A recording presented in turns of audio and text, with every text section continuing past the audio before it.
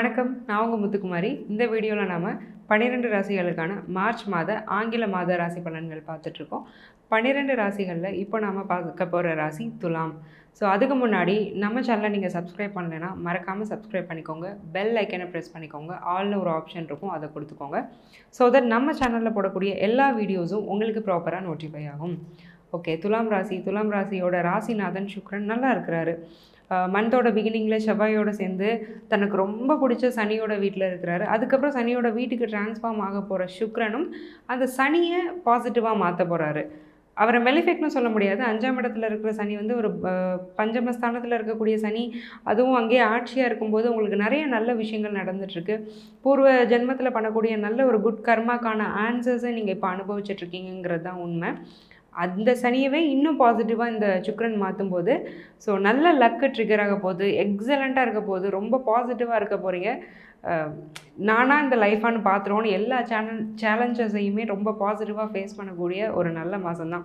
அதாவது அப்டக்கிள்ஸ்னு இருக்கும், சரியா? அதை வந்து ஒரு நெகட்டிவ் மைண்ட் செட் உள்ளவங்க வந்து அதை ஒரு அப்டக்கிள்ஸ்னு எடுத்துப்பாங்க. ஆனால் இந்த மாதிரி அந்த 5th ஹவுஸ்லாம் ரொம்ப ஸ்ட்ராங்காக இருக்கும்போது அந்த செல்ஃப் கான்ஃபிடென்ஸ் அப்படிங்கிறது வேறு லெவலில் இருக்கும். அப்போ என்ன ஆகும்னா, அந்த அப்டக்கிள்ஸை நம்ம அப்டக்கிள்ஸாக பார்க்க மாட்டோம், அதை ஒரு சேலஞ்சாக பார்ப்போம். அது ஒரு சேலஞ்சாக பார்க்கும்போது அதை நீங்கள் கம்ப்ளீட் பண்ணக்கூடிய ஒரு விஷயமே வந்து ரொம்ப இன்ட்ரெஸ்டிங்காக இருக்கும். அப்போ லைஃப்பை ரொம்ப என்ஜாய் பண்ணுவீங்க. இந்த மந்தில் ஒவ்வொரு நாளையும் நீங்கள் என்ஜாய் பண்ண போகிறீங்க. எல்லா கஷ்டங்களையும் நீங்கள் சவால்களாக மாற்றி அதை ஜெயிக்க போகிற ஒரு நல்ல மாதம்தான் இந்த மார்ச் மாதம். சரி, ஒவ்வொரு செக்டாருக்கும் எப்படி இருக்குது துலாம் ராசிக்கு அப்படிங்கிறத பார்த்துடலாம். ஃபஸ்ட்டு தொழில். ஓகே, தொழிலில் இருக்கக்கூடிய துலாம் ராசிக்காரங்க குரு வந்து நல்லா இருக்கிறாரு. ஆக்சுவலி 7ஆம் இடத்துல இருக்கிறாரு. ஸோ 7ஆம் இடம்ங்கிறது வந்து பேசிக்கலி இட்ஸ் பார்ட்னர்ஷிப். ஸோ பொதுவாக நீங்கள் ஏதாவது ஒரு பிஸ்னஸ் பண்ணலாங்கிற ஒரு ஐடியா இருக்குது. ரொம்ப நாளாக நானும் என் ஃப்ரெண்டும் இருக்கோம். எங்களுக்கு வந்து சின்ன வயசுலேருந்தே பிஸ்னஸ் பண்ணணும்னு ஆசை. நாங்கள் ரொம்ப நாளாக அதை வந்து டிஸ்கஸ்லாம் பண்ணியிருக்கோம். என்னடா இப்படி நம்ம 2 பேரும் சேர்ந்து பண்ணலாமா, நல்லா போகுமா, நாங்கள் பிஸ்னஸ் நம்ம 2 பேரும் ஒன்றா சேர்ந்து ஒரு பிஸ்னஸ் ஐடியா கொண்டு பண்ணலாம், நல்லபடியாக போகும்லாம் நாங்கள் ரொம்ப நாளாக டிஸ்கஸ் பண்ணியிருக்கோம். ஆனால் அது ஒரு டிஸ்கஷனில் மட்டுமே தான் இருந்திருக்கே தவிர அதை எங்களால் எக்ஸிக்யூட் பண்ண முடியல அப்படிங்கிற ஒரு மன கஷ்டம்லாம் உங்களுக்கு ஒரு மனசில் ஒரு குறையெல்லாம் இருந்துகிட்டு இருந்ததுன்னா அதை நீங்கள் தைரியமாக இந்த மந்தில் எக்ஸிக்யூட் பண்ணலாம். ஸோ உங்கள் ஃப்ரெண்ட்ஸ் அல்லது ஒரு நல்ல பார்ட்னர், ஹூமெவர் இட் மேபி, அது ஒரு ஃப்ரெண்டாக இருக்க வேண்டிய அவசியம் கிடையாது. ஒரு நல்ல பார்ட்னர், ஒரு நல்ல பிஸ்னஸ் ஐடியாவில் நீங்கள் இருக்கிறீங்கன்னா, நீங்கள் ஒரு வேலையிலே இருந்துட்டு இருந்தாலுமே ஒரு சைடு ஹசலுக்கு ஒரு பிஸ்னஸை ஒரு இன்கம்க்கு நீங்கள் பண்ணிக்கிறது, ஒரு பேசிவ் இன்கம்க்கு ஒரு பிஸ்னஸ் பண்ணிக்கிறது வந்து ஒரு நல்ல விஷயந்தான். அதே மாதிரி சரி, நாங்கள் வந்து தொழிலில் இல்லை, ஒரு வேலையில் இருக்கோம், ஒரு ஆர்கனைசேஷனில் வந்து நாங்கள் வேலை செய்கிறோம், எங்களுக்கு இந்த மந்த் எப்படி இருக்குது? 10th house is good. 10th ஹவுஸில் வந்து ரொம்ப நல்லாயிருக்கு. ஏன்னா 10th ஹவுஸ் லார்டு வந்து புதன் ராகுவோடு சேரப்போகுது. அப்போ என்ன ஆகும் அப்படின்னா, இன்க்ரிமெண்ட் ப்ரமோஷன்ஸ் நீங்கள் எக்ஸ்பெக்ட் பண்ணுறீங்கன்னா கிடைக்கும். ஒரு சேஞ்ச் பாசிபிள். நீங்கள் ஜாப் சேஞ்ச் வந்து நீங்கள் எக்ஸ்பெக்ட் பண்ணுறீங்க அப்படின்னா ஜாப் சேஞ்ச் அப்படிங்கிறது கிடைக்கும். உங்களோட வேலையில் நீங்கள் உங்களை அப்கிரேட் பண்ணக்கூடிய ஒரு யோகம் அப்படிங்கிறது அமையும். ஏன்னா ராகுனா latest technology. So whomever you may be, இப்போது நீங்கள் என்ன ஒரு ஃபீல்டில் இருந்தாலுமே அது சம்மந்தப்பட்ட ஒரு கிராஷ் கோர்ஸோ ஏதோ ஒன்று படித்து ஸோ உங்களை நீங்களே அப்கிரேட் பண்ணிக்கிறீங்க. அதனால் உங்களோட என்ன சொல்கிறது, அந்த டிக்னிட்டி அப்படிங்கிறதும் உங்கள் ஒர்க் பிளேஸில் கூடுது. ஸோ நீங்கள் என்ன எக்ஸ்பெக்ட் பண்ணிங்களோ அதுக்கான ஒரு என்ன சொல்கிறது, ஒரு அங்கீகாரம் அப்படிங்கிறது உங்கள் வேலையில் கிடைக்குது. அதே மாதிரி ப்ராஃபிட் அப்படிங்கிறது ரொம்ப நல்லாயிருக்கும். ஏன்னா 11th ஹவுஸ் லார்ட் சூரியன் வந்து மார்ச் 12th மேலே ராகுவோடு சேர போகிறாரு. அப்போது ப்ராஃபிட் அப்படிங்கிறது ரொம்ப நல்லாயிருக்கும். முக்கியமாக ட்ரேடிங் அந்த மாதிரியான விஷயங்கள் நீங்கள் பண்ணிகிட்டு இருந்தீங்கன்னா ஃபஸ்ட்டு 2 வீக்கு பெருசாக பண்ணாதீங்க. லாஸ்ட் 2 வீக் ரொம்ப நல்லாயிருக்கு. அதே மாதிரி நைட் டைமில் ட்ரேடிங் பண்ணுறதை அவாய்ட் பண்ணுங்கள். டே டைமில், அதுவும் நூன் டைமில் ட்ரேடிங் பண்ணிங்கன்னா ரொம்ப நல்லாயிருக்கும். பொதுவாகவே ட்ரேடிங் பிஸ்னஸ்லேயே நூன் டைம் தான் ஒரு பீக் டைம்னு நான் கேள்விப்பட்டிருக்கேன். எனக்கு அது எந்தளவுக்கு உண்மைன்னு தெரியாது. பட் இங்கே நான் எதனால் அது அஸ்ட்ராலஜியோடு நான் மேட்ச் பண்ணுறேன் அப்படின்னா, சூரியன் வந்து ஒரு பிரைட்டான பிளானட், ராகு அங்கே மெலிஃபிக்காக இருக்கிறாரு. ராகுங்கிறவர் நைட் டைமை குறிக்கக்கூடிய கிரகம். ஸோ அதனால் நைட் டைமில் நீங்கள் போனீங்கன்னா ஏதாவது லாஸ் ஆகிறதுக்கான பாசிபிலிட்டிஸ் இருக்குது. அந்த சூரியன் வந்து ஒரு பிரைட்டான பிளானட்டு. டே டைமில் தான் சூரியன் ஆக்டிவேட்டாக இருப்பாருங்கிறது நம்ம எல்லாத்துக்குமே தெரியும். நைட் டைம்லேயும் சூரியன் இருப்பார், பட் நமக்கு வந்து வெளிச்சம் தெரியாது. அதுதான் வித்தியாசம். பட் நமக்கு அந்த சூரிய கதிர்கள் வந்து அதிகமாக கிடைக்கிறது டே டைமில் தான். அப்போ அந்த டே டைமை யூஸ் பண்ணி நீங்கள் ட்ரேட் பண்ணும்போது ரொம்ப நல்லாயிருக்கும். சரி, ஓகேங்க. இது பிஸ்னஸ்ஸு, ஜாபெல்லாம் ரொம்ப நல்லாயிருக்கும். திருமணம் எப்படி இருக்கும்? 7ஆம் இடத்துல குரு கேட்கவே வேண்டாம், நல்ல லைஃப் பார்ட்னர் அமைவாங்க, ரொம்ப நல்லாயிருக்கும். பட் இந்த செவ்வாய் சனி சேர்க்கைங்கிறது மார்ச் 14th மேலே ஏற்படுது. அப்போ என்ன பண்ணணும்னா, வாக்குவாதம் அதிகரிக்க வாய்ப்பு இருக்குது. ஏன்னா அந்த செவ்வாயோட சேர்ந்த சனி குருவை பார்க்குறாரு இல்லையா? குரு நல்லா இருக்கிறாரே நம்ம நிம்மதியாக இருக்கிறதுக்கு ஒன்றும் இல்லை. ஏன்னா சனி உட்காந்துட்டு அங்கே குருவை பார்த்து இன்ஃப்ளூயன்ஸ் பண்ணிகிட்ருக்கிறாரு. அப்போ என்ன ஆகும் அப்படின்னா தேவையில்லாத வாக்குவாதம், அது அன்னெசரி ஆர்கியூமெண்ட்ஸ்னு சொல்லுவோம். அது வந்து ரொம்ப அதிகமாக இருக்கிறதுக்கான வாய்ப்பு இருக்குது. ஏன்னா ஏதாவது தேவைக்கு நம்ம ஆர்கியூ பண்ணால் பிரச்சனை இல்லை, நம்மளே ஒரு பிரச்சனையை உருவாக்கி பார்ட்னர்ஸோட ஃபைட் பண்ணி அதனால் நிம்மதி இல்லாமல் இருக்கிறதுக்கு வாய்ப்பு இருக்குது. அப்படி அன்னெசரி ஆர்கியூமெண்ட்ஸ்னு தோணுதுன்னா அதை நிப்பாட்டிடுங்க, ஸ்டாப். அந்த இடத்துல எதுவுமே பேசாதீங்க, தேவையில்லாமல் ஆர்கியூ பண்ணி பிரச்சனை வேண்டாம். ஆனால் அது வந்து ஒரு பெரிய ப்ராப்ளம்லாம் கிடையாது, சின்ன ஒரு மனக்கசப்பு மனத்தாங்கல் தானே. ஸோ அது வந்து நாளானா சரியாக போயிடும். அந்த மாதிரி சின்ன சின்ன பிரச்சனைகள் வரதான் வாய்ப்பு இருக்கே தவிர மித்தபடி பார்ட்னருக்கும் உங்களுக்குமான ரிலேஷன்ஷிப் ரொம்ப நல்லாயிருக்கும், நல்லபடியாக திருமணமாகும். ஒரு ஹாப்பி மேரேஜஸ்ன்னு சொல்லுவோம்ல, அதுக்கெல்லாம் வந்து ரொம்ப நல்ல பிராப்தம் இருக்கக்கூடிய ராசிகளில் ஒன்று துலாம். இந்த இயர் ஃபுல்லுமே நல்லாயிருக்கும் உங்களுக்கு மேரேஜ்க்கு. சரி, ஓகே. சைல்டு பர்த்க்கு நாங்கள் எக்ஸ்பெக்ட் பண்ணிகிட்ருக்கோம், எங்களுக்கு இப்படி இருக்குது.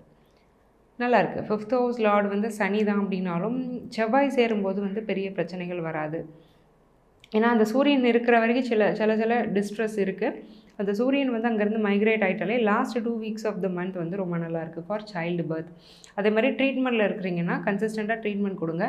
டாக்டரை ஒரு வேளை நீங்கள் ரொம்ப நாளாக நீங்கள் ட்ரீட்மெண்ட் கொடுத்துட்ருக்கீங்க, எந்த ஒரு என்ன சொல்கிறது ப்ராக்ரெஷனுமே இல்லைங்க பட்சத்தில் நீங்கள் ஏதாவது ட்ரீட்மெண்ட்டை மாற்றலாம், உங்களோட அந்த ட்ரீட்மெண்ட் பேஸையே மாற்றலாம். ஃபர்ஸ்ட் அலோபதியிலேருந்து ஆயுர்வேதிக்கோ அல்லது ஹோமியோபதியோ போகலாம்.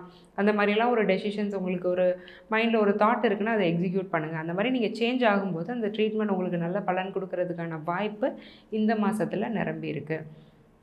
சரி, ஓகேங்க. நாங்கள் ப்ராப்பர்ட்டி வாங்கலாமா? எங்களுக்கு ப்ராப்பர்ட்டி லாக் எப்படி இருக்குது? வேண்டாம். சனி, செவ்வாய், சூரியன் எல்லாரோட சேர்ந்து ஒரு மாதிரி கிளம்ஸியாக தான் இருக்குது.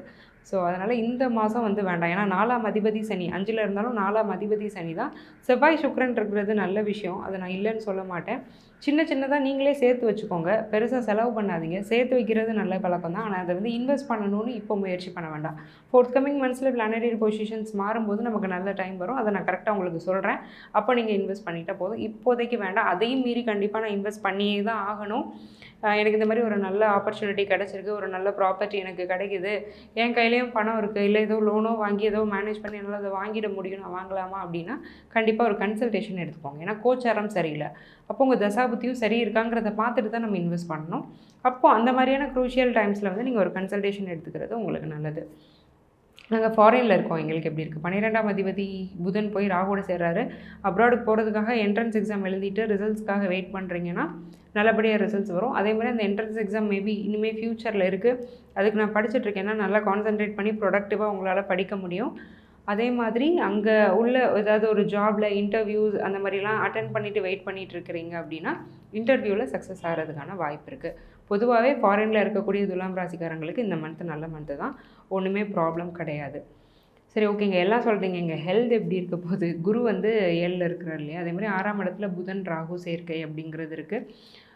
குரு வந்து என்ன பண்ணுவார் அப்படின்னா ரொம்ப அதாவது என்னென்னா சாப்பிடவே தோணாது, சாப்பிடவே பிடிக்காது.